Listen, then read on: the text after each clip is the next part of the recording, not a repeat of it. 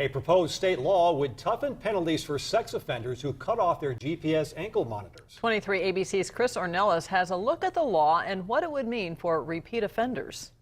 Many times when a convicted sex offender is paroled, they will have to wear a GPS ankle monitor. But all too often, the parolee cuts the monitor off. If I'm a sexual deviant, why am I going to cut off the ankle monitor?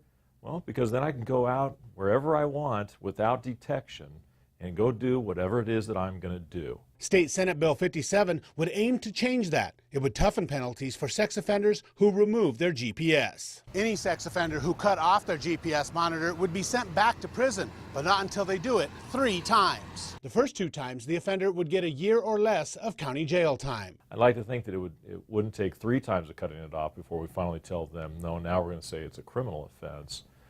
But at least it is a step in the right direction. Criminal defense attorney Kyle Humphrey says he's against the proposed law. I don't support half solutions, and we're a society in California where we put Band-Aids on everything. He says a focus program for those at highest risk of reoffending is what he supports. If we actually have someone that we could target as a recidivist and take care of with a monitor, that would be a good program.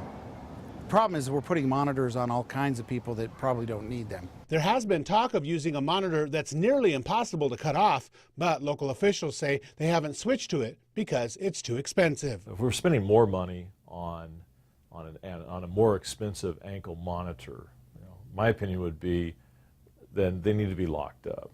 If you're going to spend the money, let's spend the money on what is going to protect us, the public. The bill has passed the state Senate and has moved on to the Assembly for approval. In Bakersfield, Chris Ornelas, 23 ABC.